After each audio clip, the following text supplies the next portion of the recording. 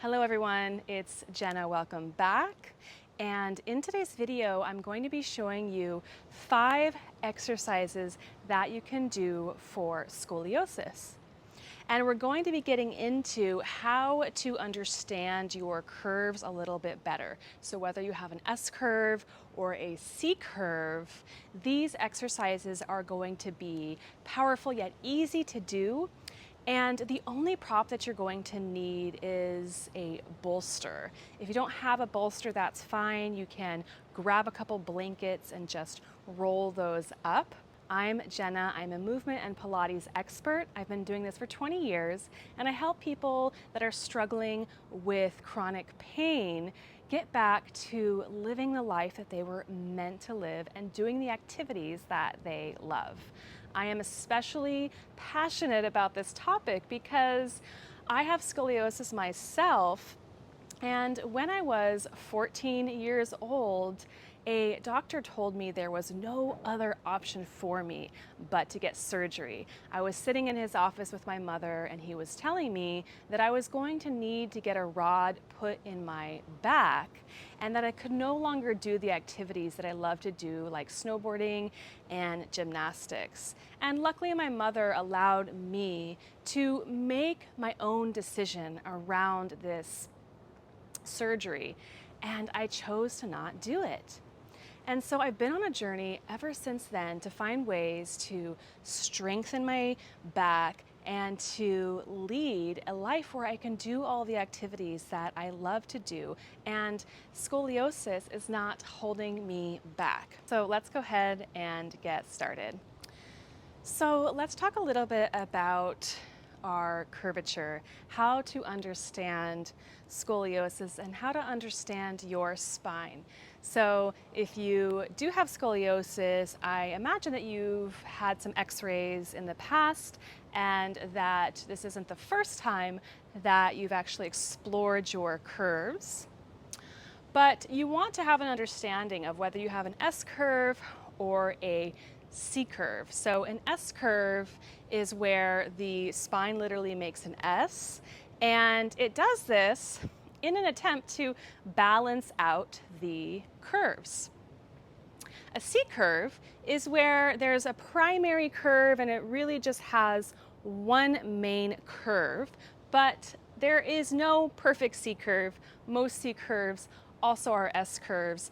The spine balances out on either end of that C. So the most common pattern that we see with scoliosis is an S curve that curves to the right, so that the primary curvature is going to the right side of the body, and that's in the thoracic spine typically.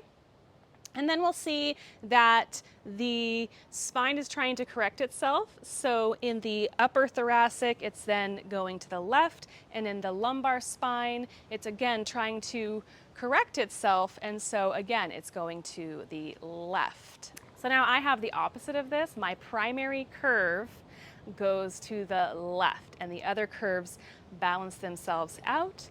And what I have discovered is I actually have 5 curves, and this is pretty common. And what this means is that I have my primary curve, which has the convex side and the concave side. And the other curves are trying to balance out. So the upper thoracic is then going to the right, the cervical is then going to the left, and there's also curves in the lumbar spine all the way down to the sacrum.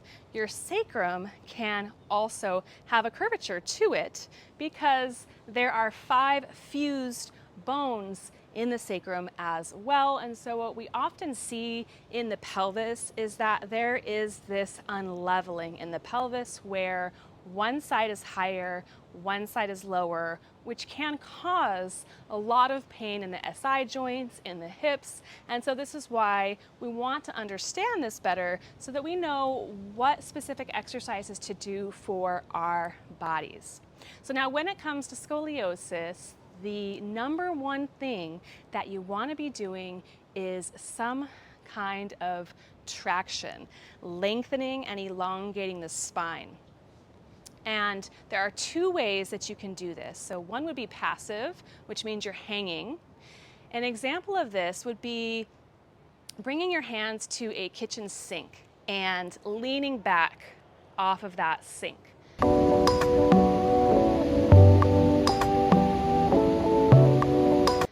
That could be one way that you could create this traction in your spine. I'm also going to show you a way that you could do this if you have, say, a TRX or something that you can hang on. That's another way that you can traction or lengthen your spine.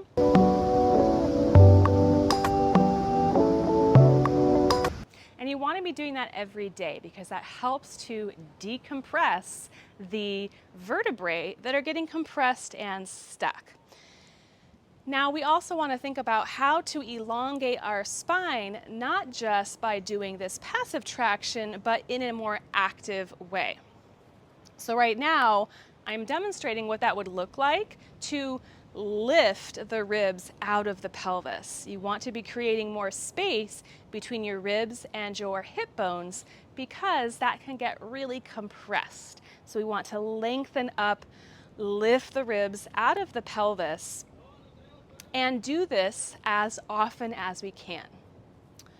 Now, one tip with that is when we elongate the spine, one thing that commonly happens is we thrust the rib cage forward. We think that we are lengthening, but instead we're actually doing back extension, which compresses the vertebrae even further. So you want to avoid doing that. I have a video that teaches you about posture, that teaches you how to do this without compressing the discs further in your spine, and I will link that below. But an easy way that you can do this is find a wall and just lean against the wall, bring your ribs towards that wall, and then lengthen your spine. So now let's move on to number 2. The second thing we want to be working on when it comes to balancing out our curves and finding center is breathing. Breathing is your number one tool that you can do anywhere. You don't have to use a prop, you don't have to be on a yoga mat, you can breathe anytime. But you want to be breathing in a way that is specific to your curves. So I'm going to show you how to do that. So by now, you probably know what is your convex side and what is your concave side. As I said before, it's most common if you have an S-curve that your concave side would be over on the left side of your ribs. For me, it's the right side. I'm going to be showing some diagrams so that you can visualize that a little bit better. But what you want to do is bring your hand so that you have a tactile cue to your rib cage on that shortened side. And if you're not sure, you can probably feel it too. My curve is pretty dramatic. You can probably see it here in this video. So I'm going to bring my hand to that concave side, and I'm going to breathe into that short side. And exhale. And when I'm breathing, I want to be thinking about translating my ribs over a little bit. So I'm moving my spine back to center. I'm not pushing my ribs over because that can actually, again, it can shear the vertebrae, which is also not great. So we want to be using expansion from the breath, length, and we're moving the rib cage with the breath, not by pushing it over to the side. So I'm expanding my ribs like a balloon. I'm breathing into my hand. And now I'm going to continue to keep that expansion. We have these little muscles called the intercostal muscles between the ribs. So I'm going to continue to keep those muscles turned on. Expand my ribs, really feel that side opening. Now, as I exhale, I'm going to let the air come out, but I'm not going to let that compress again, right? So I want to try to keep it long and open. I'm going to breathe into that space again. I'm going to exhale. Keep that expansion. So this is really helpful because it teaches your muscles to open, to create more space where you have that shortening, where it wants to collapse. You are creating that expansion and saying, no, let's move this, let's open this up. And you're working with the fascia, the diaphragm, the muscles, like I said, between the ribs. So there's a lot going on. This is definitely an exercise. It's not just breathing, it's very conscious breathing to the areas that want to tense and collapse and shorten, to stretch them open with your breath. Okay, so before we get to number 3, I want to explain something about scoliosis that I think you'll find really helpful to understand, which is that because our body wants to find center, we can think about the different segments of the body like boxes, right? So we have the head and shoulders, we have kind of the ribs and spine, we have the pelvis, and then we have the knees and the feet. And so what we're going to find is that one box is going to compensate for the other one, especially if you have an S curve. So using my curve as an example, because the primary curve, which is usually right in the center of the spine, the thoracic spine, it's going to the left. That means my shoulders, even my head, is going to the right. And then that means my hips, the box of my pelvis, is going to the right as well. And then what's happening in my lower legs? They're going to the left. So we can look at the body in terms of these boxes, and it will help us to gain a better understanding of how we can find center, because once we find center, it's going to really take some of the pressure off the joints, because one issue that happens with scoliosis is it causes excessive wear and tear in the joints, which leads to arthritis, and it can lead to a lot of pain in the SI joints, the knees, ankles, really anywhere in the body, because of the fact that we were meant to be centered. And our body is doing its job. It's so intelligent. It wants to try to find center. It's trying to help us out, but it's not exactly sure how to do that. So this exercise is for the box of the pelvis. For this one, you probably want to start by looking in a mirror and understanding which side does your pelvis shift to. And by understanding your primary curve, it's probably going to help you understand where your pelvis is going, okay? So like I said before, because my curve goes to the left, then my hips want to go to the right, okay? And this has been causing me a lot of pain in my left SI joint, because as you can see, right, my hips want to do that. That's just to obviously exaggerate it. But what I want to try to find is my pelvis coming over to the left. Now, it's usually not very helpful to just push it over to the left, right?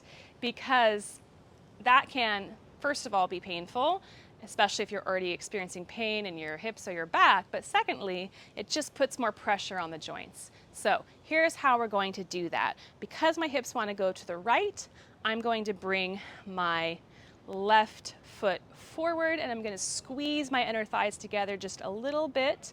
I want to make sure my pelvis is pretty much square. So to feel that for yourself, you can bring your fingers onto your hip bones and just see if you can feel, where do these points of the hips, it's called your ASIS, where do they feel like they're even? And again, it's helpful to do this in a mirror. It's also helpful to get a friend or a partner to look at your pelvis for you and help you to adjust this, okay? Now you're going to do this as an exercise. You don't obviously have to be standing like this all the time, but say you're standing and waiting in the store or in line somewhere, you're watching TV, you can come to this standing position and you can find this alignment. It helps your body to understand where is center. And once your pelvis is more centered, then your spine can stack and it can align better, okay? Now for you, it might be that your other foot is forward. This is more common for people because, like I said, the primary curvature typically goes to the right. So that would mean if you have an S curve, your hips are going to the left. So if that's the case, you would want to bring your right foot forward like I'm walking on a tightrope, but they don't have to be one right in front of the other. There can be a little bit of space there. You may feel like that's a bit of a balance challenge, which is good too. And this might be aligned for you. Okay, so now let's move on to number 4, and that is how to properly fire your core, but not just the abdominal muscles here in the front. This is typically where we think our core is, but our core is also in the back. And there are some muscles that are really important, especially when it comes to scoliosis, called your multifidi. I'll pop a picture up here so you can get a visual of what those muscles look like, but they're little stabilizing muscles that go between each vertebrae, and when they contract, they help to stabilize the spine along with your core musculature. So we're going to learn how to contract those muscles to help support your spine. And when we contract the core, it also helps to elongate the spine. So this is something that's really important when it comes to scoliosis, okay? So here's how you're going to do that. So now let's go ahead and do this with your legs in the position that we just went over, so that we start with our pelvis balanced, which helps to align our spine. Now, you're going to start with the breath that we went over earlier.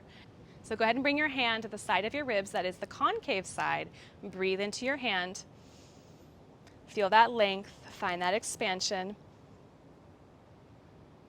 And as you exhale, I want you to feel this wrapping front to back. You can think about it like a corset or like a really tight belt that's wrapping around your waistline, and it goes all the way to your back. Well, let's do another breath like that. Breathe into your ribs. You're going to expand through that shortened side. Exhale. Draw everything front to back. Feel that wrapping front to back. Inhale, expand. Exhale, draw everything in.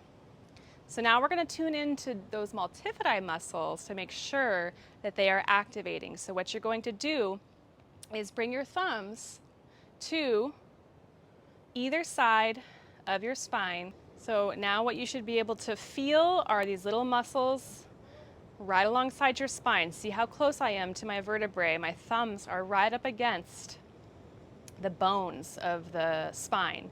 I'm going to breathe in. As I exhale,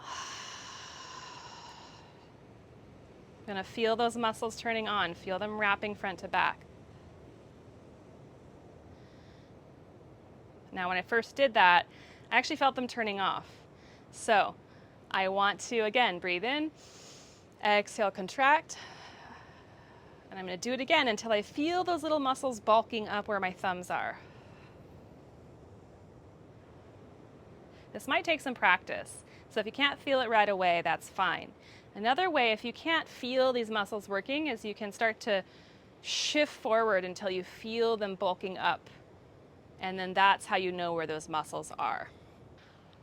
Okay, so now we have activated the core, and now we're going to passively open up the curvature. So for this one, you're going to want to grab that bolster or the blankets and make a little burrito if you have blankets, just so that you have a nice roll like this, okay? Now I'm going to take that roll to the side that is convex. So that's going to be the longer side, because I want to open up the shortened side. And one of the best ways to do that is passively to stretch the fascia. And we're also going to open up that space with the breath. So go ahead and come down onto your side. And you want to make sure that you make a little pillow under your head. You can prop up some pillows if that's more comfortable for you. And you can play around with the position of the blankets or bolster so that it feels like they're kind of right in the same line as the convexity. You can go ahead and bring your head down, maybe into your elbow, because you want to create that side bend through your spine. If it feels okay, you're going to bring your arm up and overhead. And we're going to breathe into the ribs here.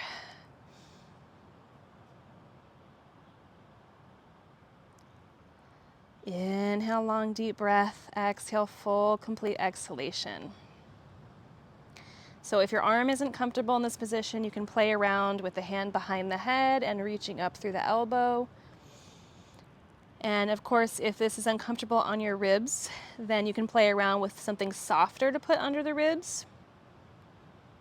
And you can also move yourself up or down on that bolster. But the most important thing is that we're creating length and space in the shortened side, opening it up and then breathing into that space. And as I taught you earlier, you're going to breathe and expand into the ribs and keep that expansion. Don't let it go away on the exhale. Inhale and exhale. Stretch a little further. Inhale. Exhale, stretch a little further. Very good.